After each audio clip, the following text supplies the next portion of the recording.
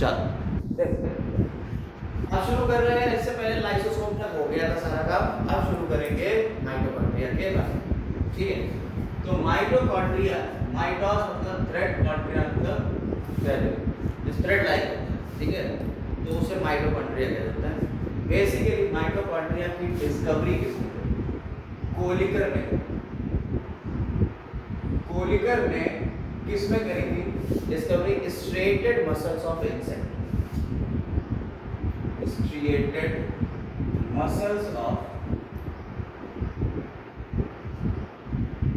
insects,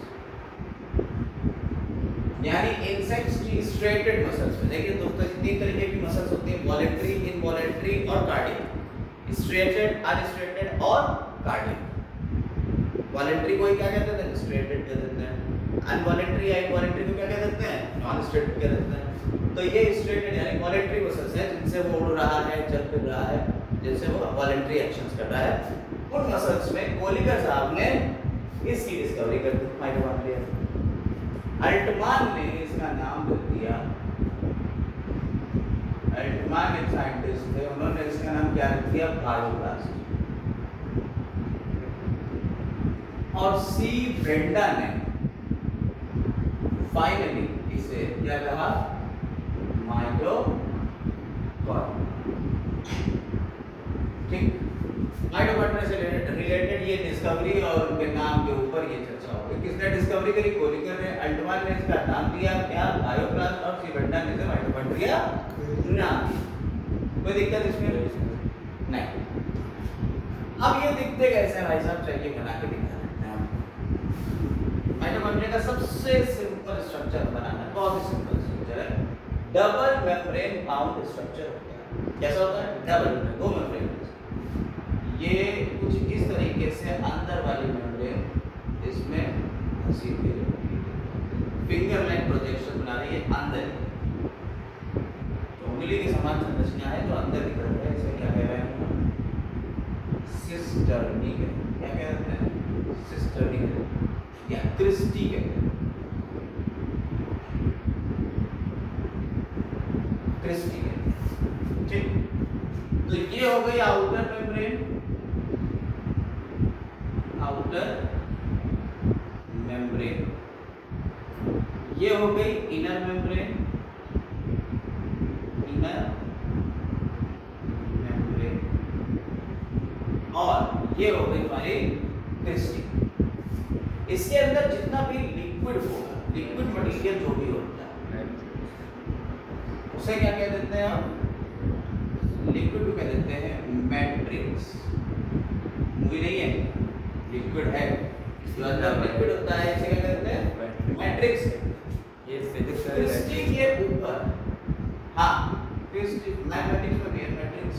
ठीक है, Christie के ऊपर टेनिस रैकेट टाइप स्ट्रक्चर होते हैं, टेनिस के रैकेट के समान स्ट्रक्चर है। उन्हें हम क्या कह देते हैं? ऑक्सीसोम्स कहते हैं, ऑक्सीसोम्स कहते हैं। टेनिस के रैकेट के जैसे स्ट्रक्चर क्या कह देते हैं हम? ऑक्सीसोम्स कहते हैं, या F1 F0 पार्टिकल भी बोलते हैं। बताइए कि इसकी फंक्शन के बारे में, काम क्या करता है? पहले स्ट्रक्चर है, इसके अंदर भी सर्कुलर डीएनए मिलेगा। कैसा डीएनए मिलेगा? सर्कुलर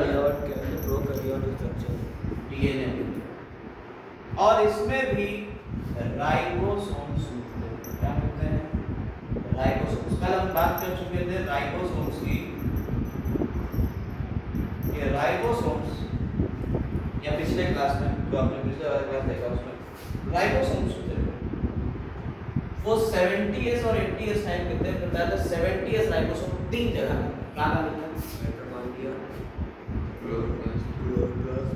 और प्रोकैरियोटिक सेल। माइटोकॉन्ड्रिया, क्लोरोप्लास्ट और प्रोकैरियोटिक सेल होते हैं 70s टाइप के राइबोसोम। एस जो है सुगेट पर यूनिट है। अभी बताएंगे जब राइबोसोम के बारे में बताएंगे तो बताएंगे कि क्या होता है एस। ठीक है, इसकी यूनिट का कितने मेजरमेंट होती है, क्या होता है, इसमें बात करेंगे। तो क्रिस्टी के ऊपर टेनिस रैकेट है स्ट्रक्चर्स। बहुत सिंपल है, कोई दिक्कत दिक्कत इसमें? ऐसे सब में होगा, हम सब में नहीं बना रहे, हम सिर्फ 2 में बना के दिखाते हैं, बनाना ये सब में होता है, ठीक है, कोई दिक्कत इसमें नहीं। अंदर इसके सारे की सारी रिएक्शंस चल रही हैं। अब यहाँ चलता है, अब बात करते हैं माइटोकॉन्ड्रिया में फंक्शन क्या है, माइटोकॉन्ड्रिया का काम क्या है। बेसिकली माइटोकॉन्ड्रिया को कहते हैं power house of the cell. क्या कहते हैं? Power house. हमने आपको पिछले क्लास में बताया लाइसोसोम को क्या कहते हैं? Suicide bag of the cell. बिल्कुल वैसे ही यहाँ क्या है, ये power house, power house of the cell. Yes, यानी कि ये इसकी पावर बनाएगा, यानी एनर्जी बनाएगा। वो कौन है? एटीपी। तो यहाँ एटीपी का फॉर्मेशन हो रहा है, ठीक। एटीपी कैसे बनता है आपको पता है? हम लोग एक प्रोसेस करते हैं रेस्पिरेशन, उसके थ्रू एटीपी बनता है। थोड़ा सा रेस्पिरेशन के बारे में बताएंगे, फिर माइटोकॉन्ड्रिया पे आएंगे। देखिए रेस्पिरेशन जो होता है यानी श्वसन, ये कैसे हो रहा है जरा देखिए। रेस्पिरेशन मान लीजिए कोई एक सेल, इस सेल में यहाँ पूरा साइटोप्लाज्म है और यहाँ ये माइटोकॉन्ड्रिया है। तो यहाँ क्या होता है, ग्लूकोज टूटता है, क्या से पड़ा होगा, pyruvic acid In the presence of oxygen. हाँ, क्लास में आप पढ़ चुके हैं। यहाँ किसी ऑक्सीजन की जरूरत नहीं पड़ती है, ग्लूकोज पायरुविक एसिड में टूटता है, एक ग्लूकोज से 2 पायरुविक एसिड बनते हैं। इस प्रोसेस को कहते हैं ग्लाइकोलिसिस।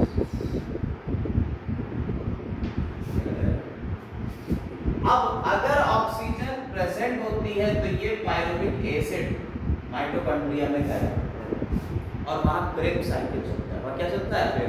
Krebs cycle. तो माइटोकॉन्ड्रिया के अंदर कौन सा साइकिल चल रहा है बेटा? Krebs cycle. ठीक, इसके थ्रू एटीपी अरे बताएंगे, एटीपी भी नहीं बनता है, इसके थ्रू कुछ और चीजें बताएंगे। अगर यहाँ पायरुविक एसिड, ऑक्सीजन अगर है तब की बात हो रही, अगर ऑक्सीजन नहीं है तो ये एनाएरोबिक रेस्पिरेशन करेगा, लैक्टिक एसिड बनाएगा और C2H5OH यानी अल्कोहल बनाएगा। ये डिपेंड करता है कौन सी सेल। अगर ईस्ट है तो ईस्ट क्या बनाती है? अल्कोहल बनाती है। अगर मसल है तो क्या बनाएगी? लैक्टिक एसिड बनाएगी। तो यहाँ पे बात होगी जिसे एनाएरोबिक रेस्पिरेशन कहते हैं। यानी कि माइटोकॉन्ड्रिया एरोबिक रेस्पिरेशन में पार्टिसिपेट कर रहा है। माइटोकॉन्ड्रिया किसमें कर रहा है काम? एरोबिक रेस्पिरेशन में काम कर रहा है। कोई दिक्कत इसमें नहीं। तो यहाँ क्रेब्स साइकिल चलता है। कौन सा साइकिल चल रहा है? क्रेब्स साइकिल चल रहा है। क्रेब्स साइकिल जो होता है, अब ये बात समझ में आ गई कि यहाँ रेस्पिरेशन का काम हो रहा है और वो भी यहाँ कौन सा साइकिल चल रहा है? क्रेब्स साइकिल चल रहा है। किसमें चल रहा है? मैट्रिक्स में चल रहा है। क्योंकि ये क्रेब्स साइकिल क्या होता है, देखिए होता क्या है, पायरुविक एसिड था, पायरुविक एसिड होता है, ये कन्वर्ट होता है acetyl coenzyme, acetyl coenzyme A, और यहाँ ऑक्सैलो एसिटिक एसिड होता है 4 कार्बन और ये 2 कार्बन का बड़ा, यहीं पे ऑक्सीजन यूज हुई, कार्बन डाइऑक्साइड निकल गया। हुआ क्या, ये 4 कार्बन का था, ये 2 कार्बन का कंपाउंड बना। एक पायरुविक एसिड की बात हो रही है, सबकी नहीं, एक बने कितने थे? एक ग्लूकोज से 2 बने थे, ठीक है। अभी रेस्पिरेशन में बताएंगे, लेकिन यहाँ छोटा सा समथिंग थोड़ा सा बता सकते हैं। ऑक्सैलो एसिटिक एसिड से एसिटिक कोएंजाइम ए जब मिल जाएगा तो इसे सिट्रिक एसिड, फिर आइसोसिट्रिक एसिड, फिर अल्फा कीटो ग्लूटारिक एसिड यहाँ मिल जाएगा, अल्फा कीटो ग्लूटारिक एसिड। ये सब पूरा पढ़ना है भाई, हम लोग रेस्पिरेशन जो है प्लांट का रेस्पिरेशन उसमें पढ़ना। अल्फा कीटो ग्लूटारिक एसिड से सक्सीनिल कोएंजाइम ए, सक्सीनिल कोएंजाइम ए से succinic acid, fumaric acid, malic acid और फिर ऑक्सैलो एसिटिक एसिड, ऐसा करेंगे, ठीक है। तो यहाँ पे कार्बन डाइऑक्साइड और NADP वगैरह बनते हैं, यहाँ से NADH ये बनेगा।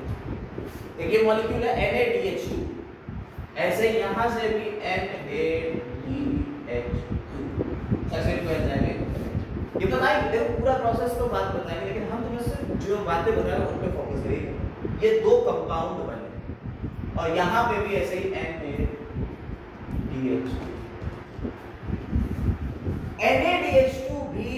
आपको एटीपी दे सकता है।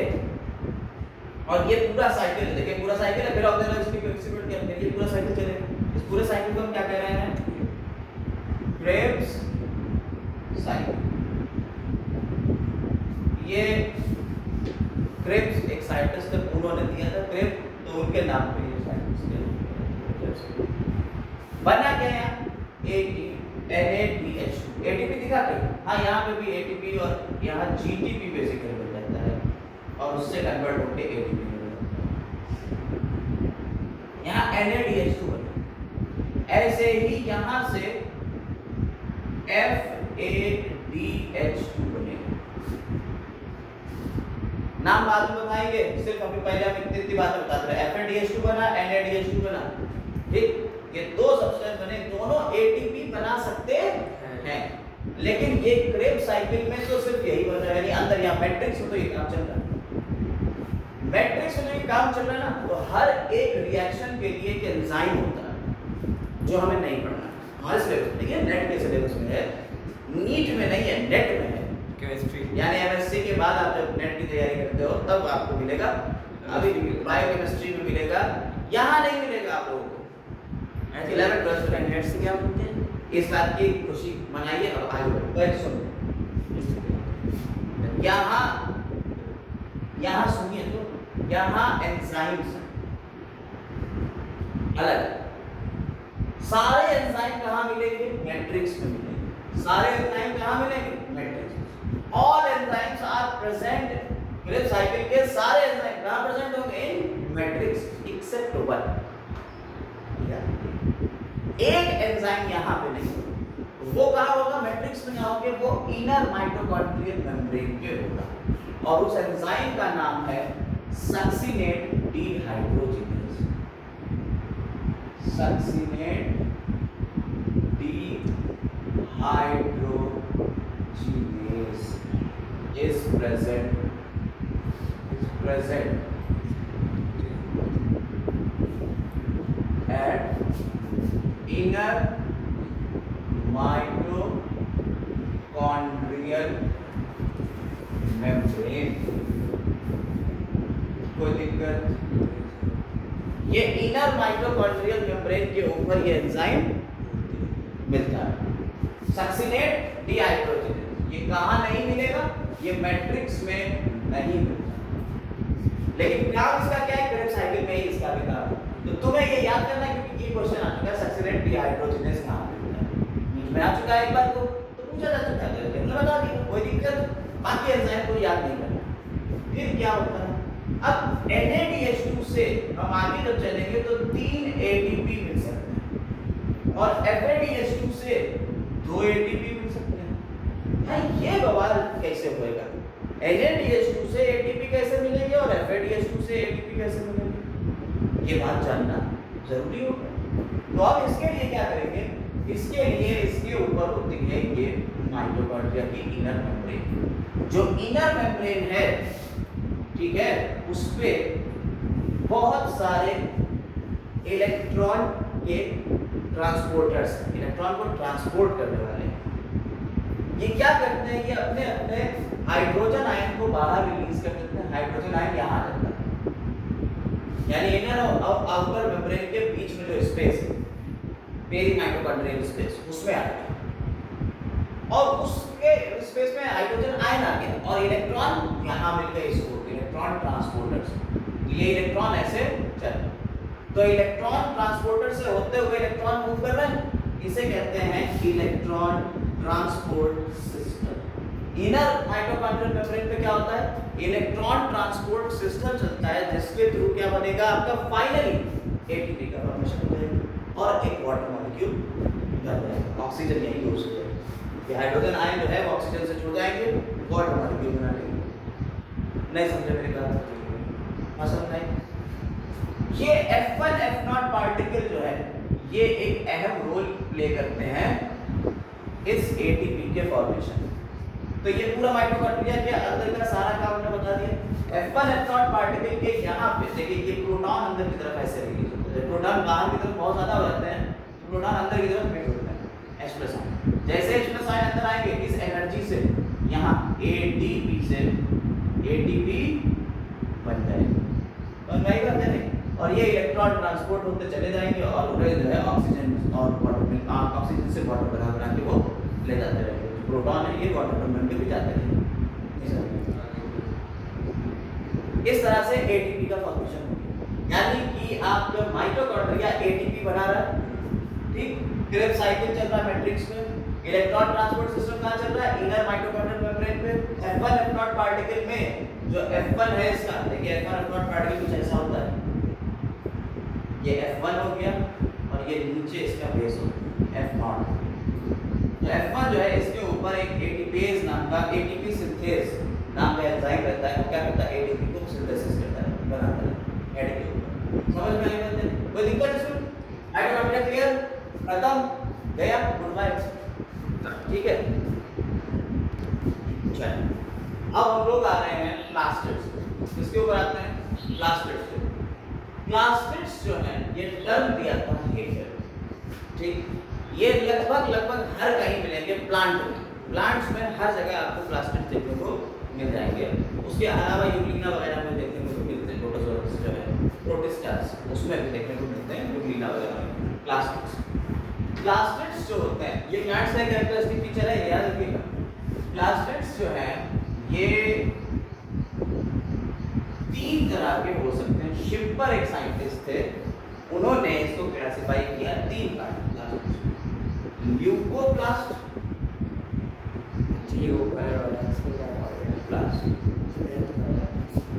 कलर के बेसिस पे, पिगमेंट्स जो उसके अंदर होते हैं उसके बेसिस पे, क्लोरोप्लास्ट और क्रोमोप्लास्ट। जी, कलर के basis, leucoplast colourless, chloroplast green colour में और क्रोमोप्लास्ट बाकी सारे कलर होंगे, ग्रीन नहीं होगा, कलर क्रोमा, क्रोमा मतलब कि कलर है। तो क्रोमोप्लास्ट कलरफुल है, ग्रीन कलर को छोड़ दो, क्लोरोप्लास्ट ग्रीन कलर का है और ल्यूकोप्लास्ट कैसा हो गया? कलरलेस। ल्यूकोप्लास्ट जो है देखिए, अब वो आप अपना लिख लीजिए, कलरलेस हो, ये ग्रीन कलर हो, कैसा हो, ल्यूकोप्लास्ट जो होता है इसका काम है बेसिकली स्टोरेज ऑफ फूड। क्या काम है इसका? फूड का स्टोरेज करना। अब तो फूड कितने तरह का हो सकता है, या तो ये लिपिड का स्टोरेज करेगा, या ये देखो ये कर सकता है स्टार्च का स्टोरेज, भाई प्लांट्स में स्टार्च होते यानी कार्बोहाइड्रेट का स्टोरेज करेगा, या ये प्रोटीन का करेगा, या ये फैट का करेगा स्टोरेज। बेसिकली स्टोर करने के लिए तो ल्यूकोप्लास्ट और कलरलेस। स्टार्च का करेगा तो इसे कहते हैं क्या कहते हैं? एमाइलोप्लास्ट, एमाइलेज एंजाइम से आता है एमाइलोप्लास्ट।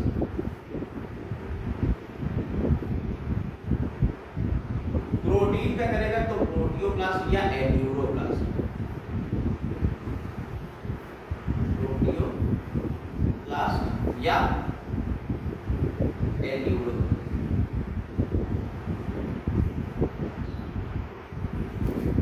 और फैट का करेगा तो इनाइन।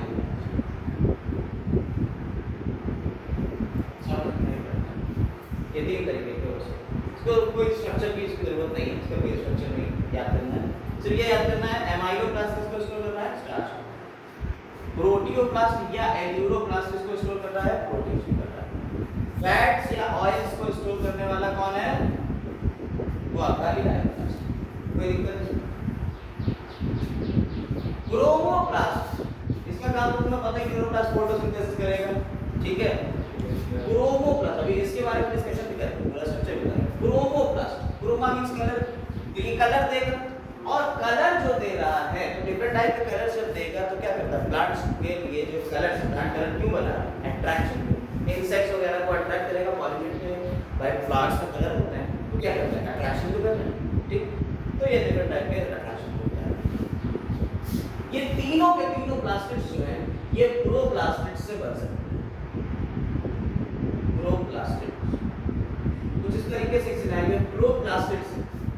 प्रोप्लास्टिड्स से पहले ल्यूकोप्लास्ट बना, न्यूक्लियोप्लास्ट। न्यूक्लियोप्लास्ट के ऊपर सनलाइट वगैरह सही से पड़ती रही, ये कन्वर्ट हो जाता है किसमें? क्लोरोप्लास्ट। और क्लोरोप्लास्ट किसमें कन्वर्ट हो गया? क्रोमोप्लास्ट। क्या ऐसे ही होता है ना भैया, क्लोरोप्लास्ट से डायरेक्ट भी बन सकते हैं और ये भी चेंज हो सकती है। ठीक, ये तीन के तीनों प्लास्टिड्स आपको देखने को मिल सकते हैं टोमेटो में। टमाटर, टोमेटो, ये जो टोमेटो है शुरू में जब बनेगा तो कैसा होता है? सफेद रंग का होता है, फिर उसके बाद हरे रंग का टमाटर हो जाता है, और फिर ये कैसा हो जाता है? लाल रंग का या ऑरेंज। समझ में आएगा क्या नहीं? बोलो। तो leucoplast converted into chloroplast, chloroplast then converted into chromoplast. मिर्च में भी आपने देखा होगा, हरी मिर्च लेके आते हैं, कुछ दिन बाद वो लाल लाल सी हो जाती है, तो उसमें क्या होगा? क्लोरोप्लास्ट कन्वर्ट हो जा रहा है क्रोमोप्लास्ट में। कोई दिक्कत इसमें? अभी कहाँ, अभी खत्म नहीं हुआ है। अब हम इसमें क्लोरोप्लास्ट के स्ट्रक्चर को डिटेल में समझेंगे, ठीक है?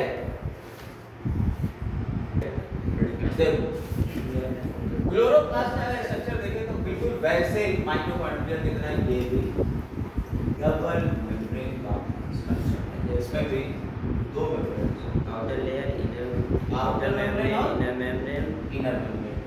ठीक, अब इसके अंदर ये आउटर मेम्ब्रेन हो गई और ये इनर मेम्ब्रेन।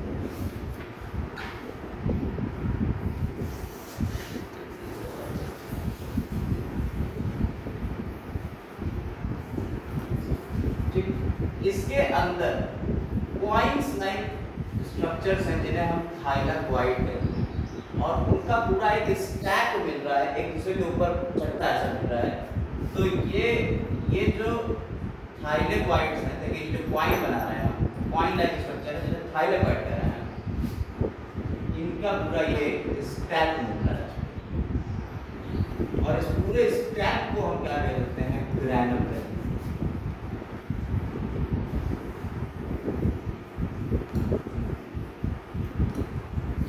ये ग्रैनम, ये थाइलाक्वाइड के स्टैक एक दूसरे से जुड़े रहते हैं इसके थ्रू लैमिनी के, इन्हें स्ट्रोमा लैमिनी कहते हैं, इस तरह से जुड़े रहते हैं।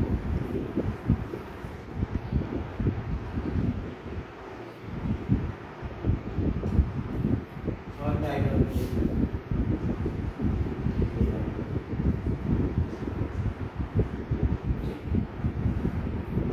एक क्वाइन क्या कहला रहा है?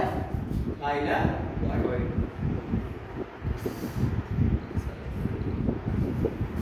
ठीक, ग्रैनम 40 से 50 तक हो सकता है, और ये कहलाई इसकी लैमिन।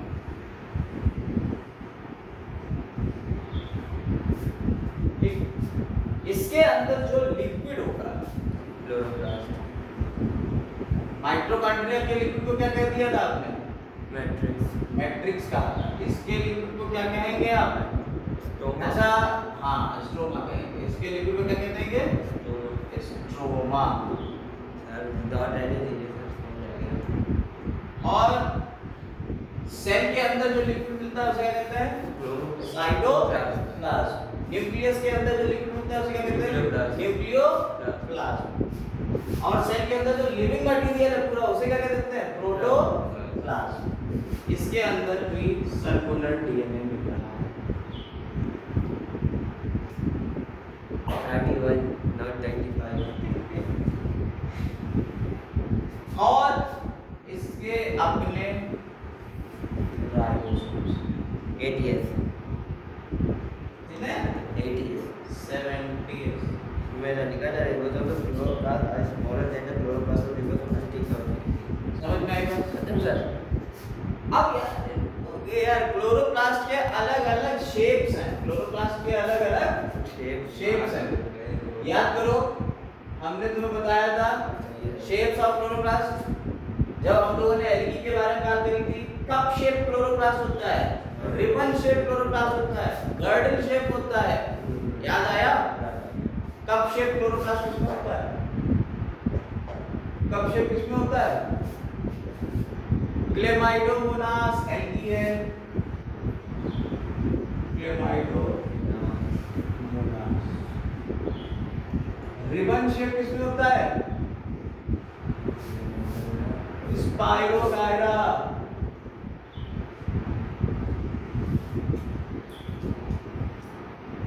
गर्डल शेप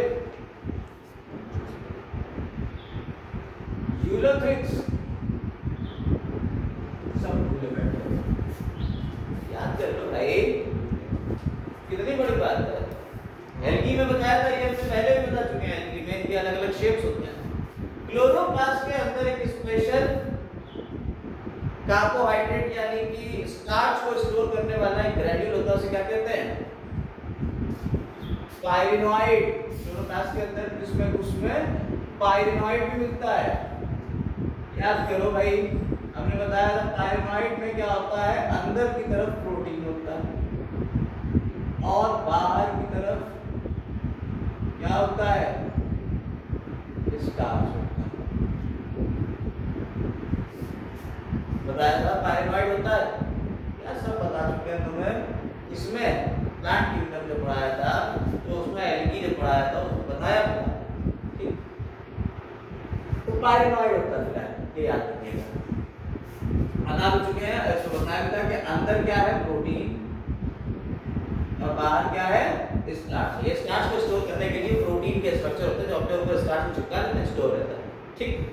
इसका अपना डीएनए है, इसका अपना राइबोसोम, यानी इसकी अपनी प्रोटीन मैकेनिज्म है, पूरी सिंथेसिस कर सकते हैं। आप जरा ध्यान दीजिएगा, एक छोटी सी बात। आप अगर प्रोकैरियोटिक सेल देखो धीरे-धीरे पढ़ा रहे, बहुत आराम से समझना जरूरी है। प्रोकैरियोटिक सेल देखो, उसका अपना डीएनए था, उसके अपने राइबोसोम थे, यानी पूरी सेल थी। इसका भी तो अपना डीएनए है, इसका अपने राइबोसोम्स हैं, और बिल्कुल वैसे प्रोकैरियोटिक वाली कंडीशन तो है, लेकिन पूरी सेल नहीं।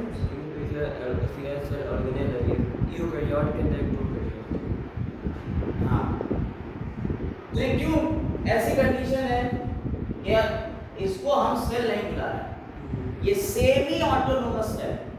माइटोकॉन्ड्रिया में भी सेम यही चीज मिल रही है, क्लोरोप्लास्ट में भी, दोनों में यही चीज मिल रही है। इसलिए माइटोकॉन्ड्रिया और क्लोरोप्लास्ट क्या है? Semi autonomous cell. क्लियर? समझिएगा जरा इस बात, इन दोनों को हम क्या कह देते हैं? Semi autonomous cells. क्या हो गए? सेमी ऑटोनोमस सेल हो गए, यानी आधी सेल। ऑटोनोमस मतलब अपने आप से चलने वाली, सेमी मतलब यानी इनका आधा फंक्शन तो ये खुद कर लेती है, लेकिन आधे के लिए बाकी सेल के ऑर्गेनेल्स के ऊपर डिपेंड करेंगे। होता ऐसा क्यों है कि भाई ऐसा? बेसिकली जब शुरुआत हुई थी, इसके ऊपर एक थ्योरी, जब शुरुआत हुई थी एवोल्यूशन का, तो सेल्स बनी प्रोकैरियोटिक सेल, माइटोकॉन्ड्रिया टाइप की बनी, क्लोरोप्लास्ट टाइप की बनी। तो प्रोकैरियोट से यूकैरियोट बदलने में क्या हुआ कि उन्होंने एक सेल ने बड़ी वाली में, जिसके अंदर न्यूक्लियस लगने लगे, तुम लोग कहां अलग-अलग भटक रहे हो, जी नहीं पाओगे अलग, एकता में बने, सब लोग आओ एक ही जगह बैठते हैं। तो एक बड़ी सी सेल थी जिसके पास न्यूक्लियस था, उसने कहा भाई देखो हमारे पास न्यूक्लियस है, हम बताएंगे तुम्हें क्या क्या काम करना। तुम खाना बना लेते हो, क्लोरोप्लास्ट से कहा तुम खाना बना लेते हो, कह रहा हां बना लेते हो। माइटोकॉन्ड्रिया तुम एनर्जी बना लेते हो, कह रहा हां बना लेते हैं। अलग-अलग क्या करो, जब एक साथ रहोगे तो काम चलेगा ना, तुम एनर्जी बना देना, ये खाना बना के देगा तुम्हें, उससे तुम एनर्जी बना देना, कह रहा ठीक है। तो यहाँ क्या हुआ, ये सब जो प्रोकैरियोट्स थे दोनों, वो इस बड़ी वाली सेल के अंदर आ गए जिसके अंदर न्यूक्लियस था। इस तरह से यूकैरियोटिक सेल का जन्म। तो ये माइटोकॉन्ड्रिया और क्लोरोप्लास्ट दोनों क्या हैं? सेमी ऑटोनोमस सेल्स ही हैं। समझ में आई बात या नहीं? अगर दुनिया में आप कई लाख करोड़ साल पहले जाओ तो वहां आपको ये इंडिविजुअल सेल के इस तरह मिलेंगे, माइटोकॉन्ड्रिया और क्लोरोप्लास्ट। हाँ, टाइम ट्रेवल होता तो तुम्हें दिखा के लेके आते। चलो अब देखो, यहाँ का काम हो गया पूरा, लेकिन अब क्लोरोप्लास्ट से रिलेटेड फंक्शन की बात करते हैं। स्ट्रक्चर तो बता दिया, फंक्शन की बात करेंगे। क्लोरोप्लास्ट का फंक्शन है फोटोसिंथेसिस, और फोटोसिंथेसिस आपको पता है दो पार्ट में पूरी होती है, एक होती है लाइट रिएक्शन और दूसरी डार्क रिएक्शन। दोनों दिन में डार्क लाइट रिएक्शन के लिए लाइट रिक्वायरमेंट होती है, इसीलिए इसे लाइट डिपेंडेंट रिएक्शन कहते हैं। और डार्क रिएक्शन रात में नहीं होती है, बताया हमने आपको कि इसके लिए लाइट की रिक्वायरमेंट नहीं होती, इसे लाइट इंडिपेंडेंट रिएक्शन कहते हैं। में खाना स्टोर कर लेते हैं फिर यूज तो ये हाँ ये अपना एनर्जी बना लेंगे, फिर जो जितनी देर तक उस एनर्जी का काम होगा वो डार्क रिएक्शन में होगा। कहाँ होती है ये समझिए। ये लाइट रिएक्शन होती है ग्रैनम में, यानी थाइलेकॉइड के अंदर। इसमें होता क्या, ये लाइट को ट्रैप करते हैं और वाटर को तोड़ते हैं, और वाटर तोड़ेंगे तो ऑक्सीजन निकलती है, ठीक है। तो यहाँ से लाइट रिएक्शन के through he splitting of water हो रहा है, जिससे एनर्जी निकल रही है और एटीपी का फॉर्मेशन हो रहा है और ऑक्सीजन निकल रही है। थैलाकॉइड। डार्क रिएक्शन होती है, ये कहाँ होती है, स्ट्रोमा में होती है। भाई ग्रैनम का मतलब क्या हुआ, थाइलेकॉइड ही तो हुआ, काम किसमें हो रहा है, थाइलेकॉइड हो रहा है। और ये डार्क रिएक्शन कहाँ हो रही है, स्ट्रोमा में। अब डार्क रिएक्शन में क्या होता है, देखिए इसमें क्या हुआ, ये वाटर को तोड़ता है, और वाटर को जब तोड़ता है तो 4H प्लस 4 इलेक्ट्रॉन्स और एक ऑक्सीजन का मॉलिक्यूल। जब स्ट्रोमा में ये इससे क्या बनेगा, इससे बन जाता है इलेक्ट्रॉन ट्रांसपोर्ट सिस्टम। यहाँ भी जैसे माइटोकॉन्ड्रिया में एनर्जी बनी थी, एटीपी बना था, बिल्कुल वैसे ही यहाँ पे बनेगा, लेकिन इसका डिफरेंट वे है। केमी ऑस्मोटिक हाइपोथेसिस होती है, ये तभी पढ़ाएंगे, फोटोसिंथेसिस पढ़ाएंगे। ये बता दे रहे हैं, इससे क्या बनेगा, एटीपी बनता है, यानी कि ये अपना एटीपी भी बनाता है, एनर्जी बनाता है सनलाइट से। और इसके लिए क्लोरीन और मैग्नीज आयन की जरूरत पड़ती है, Mn। इस पॉइंट को जरा पकड़िएगा, मैग्नीज आयन की होती है, मैग्नीशियम की होती है। नीट में इस साल आया है यही क्वेश्चन, इस साल भाई साहब ऐसे घुस के क्वेश्चन पूछते ना, लिखा एनसीईआरटी में होता है, तभी सिलेक्शन नहीं होता। ये आपने वहां तक पहुंचे नहीं हो गया काम। इतने से पॉइंट से बताओ क्वेश्चन है, Mn कौन सा आयन होता है, ये कौन सा मिनरल रिस्पांसिबल होता है वाटर की स्प्लिटिंग, हो गया बस, हो गया काम। एटीपी बन गया, इसने अपना एटीपी बना लिया, और इस एटीपी का यूज करेगा डार्क रिएक्शन में, क्योंकि वहां लाइट की डिपेंडेंसी नहीं है, लाइट डिपेंडेंट नहीं है, होता दिख नहीं है, लेकिन लाइट की कोई जरूरत नहीं पड़ती, क्योंकि लाइट का काम तो यहाँ हो गया। अब इससे करता क्या, ये कार्बन डाइऑक्साइड में NAD, यहाँ पे भी NADPH, वहां NADH बन रहा था, यहाँ NADPH बनता है, P NADPH से हाइड्रोजन आयन लेंगे, ये क्या बना देता है, C6H12O6। इस तरह फोटोसिंथेसिस की प्रक्रिया पूरी होती है, और आपका ग्लूकोज आगे पॉलीमराइज करके स्टार्च में बदल जाता है, और ये स्टार्च फोटोसिंथेसिस होती है। किसमें हो रही है, आधा काम हो रहा है स्ट्रोमा में, आधा काम कहाँ होता है, थाइलेकॉइड में या ग्रैनम में, और ये स्ट्रोमा लैमेली में भी ये काम हो सकता है, ये काम है। अब इसमें दो पॉइंट और बताते हैं, एप्रेस और नॉन एप्रेस पॉइंट और बताते बस। देखिए थाइलेकॉइड, एक थाइलेकॉइड ये जब दूसरे के ऊपर बैठता है तो ये ऐसे बैठेगा, यानी कि इतना पोर्शन इसका खाली है, एक दूसरे के ऊपर चिपका हुआ नहीं। तो जो पोर्शन चिपका हुआ है उसे क्या देते हैं, एप्रेस्ड पार्ट, और जो नहीं चिपका हुआ है उसे क्या कह देते हैं, नॉन एप्रेस्ड पार्ट। ये जब फोटोसिंथेसिस पढ़ाएंगे तो वहां इसका बड़ा यूज होगा, एप्रेस्ड और नॉन एप्रेस्ड। कहां पीएस फर्स्ट होता है, फोटोसिस्टम फर्स्ट, और कहां फोटोसिस्टम सेकंड होता है, इसको हम बताएंगे वही। अभी लेकिन सिर्फ आप ये समझते हैं एप्रेस्ड पार्ट क्या होता है और नॉन एप्रेस्ड पार्ट क्या होता है।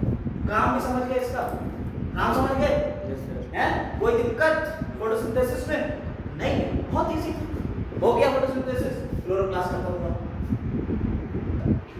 हाँ देखो, राइबोसोम्स जो होते हैं, ये राइबोसोम्स आपके प्रोटीन फैक्ट्री, राइबोसोम्स क्या है, प्रोटीन फैक्ट्री।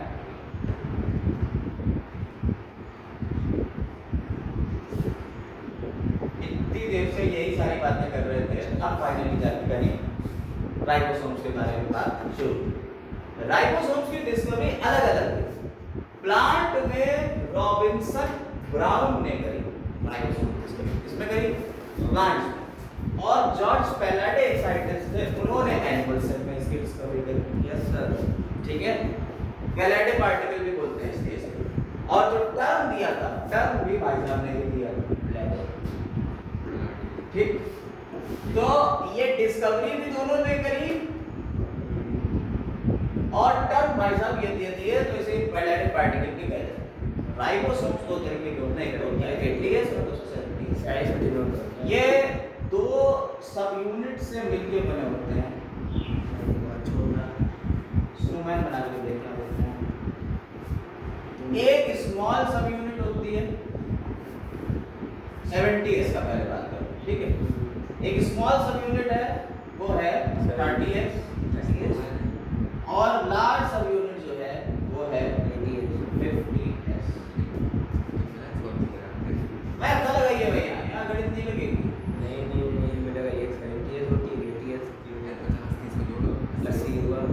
और यहाँ स्मॉल सब यूनिट जो होती है ये होती है 40s, और ये लार्ज सब यूनिट है होती है 60s। ठीक है, समझ में आ रही बात या नहीं? कोई दिक्कत इसमें नहीं? आप जरा समझिएगा S का मतलब क्या है। S मतलब होता है Swedberg यूनिट। ये किसके बराबर होती है?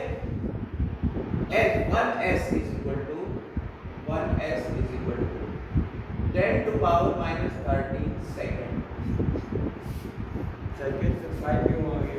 होता क्या है कि एक सॉल्यूशन दिया और सॉल्यूशन में हमने राइबोसोम्स के ये दो पार्ट है, ये अलग अलग रहते हैं। जनरल ये राइबोसोम्स होते हैं, ये दोनों एक दूसरे से जुड़ के नहीं रहते हैं, अलग अलग। 30s वाला अलग और 50s वाला अलग। जब मैग्नीशियम आयन की कंसंट्रेशन ज्यादा होती है, मैग्नीशियम आयन की कंसंट्रेशन ज्यादा होती है, तब ये दोनों आगे एक दूसरे से जुड़ेंगे। ठीक है, आपके एनसीईआरटी में ऐसा करके बना हुआ है, वो नया डायग्राम बना दिया उन्होंने, पहले यही वाला डायग्राम चल रहा है, तो पहले वाले पे हैं, अभी हम बाद में बात करेंगे इसकी। तो 30s और 70s में क्या है, ये सॉल्यूशन रखा, इसमें राइबोसोम डाला, जितनी देर में ये बैठ गया इंडिविजुअल एक, तो वो हो गया 30s उसका मेजरमेंट। जो दूसरे वाले को डाला वो जितनी देर में नीचे बैठ गया 50s। दोनों को मिला के जब डाला तो पता चला 70s। ये कोई मैथमेटिक्स नहीं थी कि आपने इसे जोड़ दिया। समझ में आई बात है नहीं? कोई दिक्कत इसमें नहीं। यानी कि इसका इंडिविजुअल 30s, इसका इंडिविजुअल 50s यूनिट है। पानी में डालने पे सेडिमेंटेशन कोएफिशिएंट सेडिमेंट हो रहा है 30 सेकंड में, और ये s किसके बराबर है? 10 - 30 सेकंड। ये इतने सेकंड में, ये इतने सेकंड आगे, ठीक। और इन दोनों को मिला के डाला तो आया 70s, इसकी यूनिट है। नहीं समझे बात को? इस तरह से ये तुम्हारे राइबोसोम 70s और 80s टाइप होते हैं। ये कितने टाइप हो गया? 80s। समझ में आई? 70s और 80s दो तरीके के राइबोसोम्स हो रहे हैं। राइबोसोम बेसिकली बने किसके होते हैं? ये बात। आरएनए आरएनए जो बेसिकली तीन टाइप का होता है, एमआरएनए, टीआरएनए और आरएनए। इसमें आरएनए टाइप यहाँ, ठीक, और साथ में प्रोटीन, ठीक है। कितने आरएनए हैं ये आपको यहाँ पे याद करना है, ठीक। स्मॉल सब यूनिट जो 70s वाली है उसमें होता है 16s आरएनए,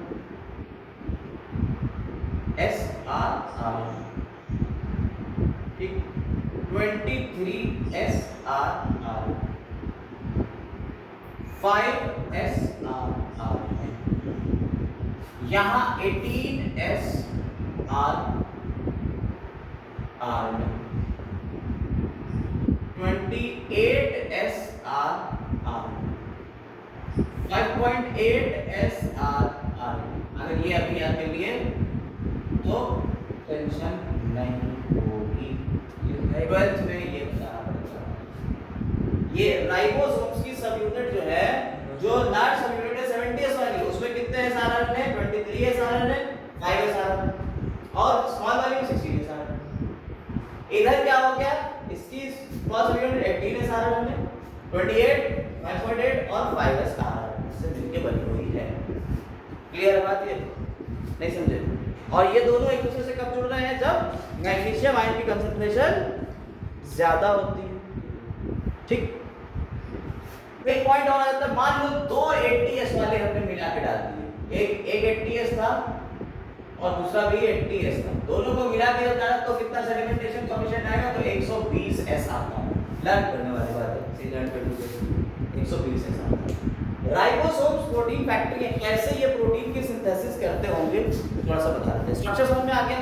कोई दिक्कत राइबोसोम में नहीं? 70S 80S और ये S क्या है? स्टेटवर्क कांस्टेंट है, स्टेटवर्क यूनिट है, ये भी समझ में आ गया।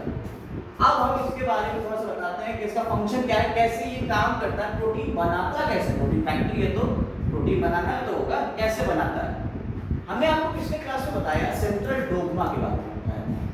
सेंट्रल डोग्मा क्या होता है? हमने बताया कि डीएनए से आरएनए और आरएनए से प्रोटीन का बनना, इसे कहते हैं central dogma of molecular biology. कि डीएनए से आरएनए बनता है और आरएनए से क्या बनता है? प्रोटीन बनता है। ठीक, और डीएनए से डीएनए भी बन जाता है। डीएनए से डीएनए बनने कहते हैं रेप्लिकेशन, डीएनए से आरएनए बनने कहते हैं ट्रांसक्रिप्शन और आरएनए से प्रोटीन बनने कहते हैं ट्रांसलेशन। ठीक, अब जरा देखिएगा, आरएनए हमने बताया 3 टाइप के होते हैं, कौन कौन से? एमआरएनए, टीआरएनए और आरआरएनए।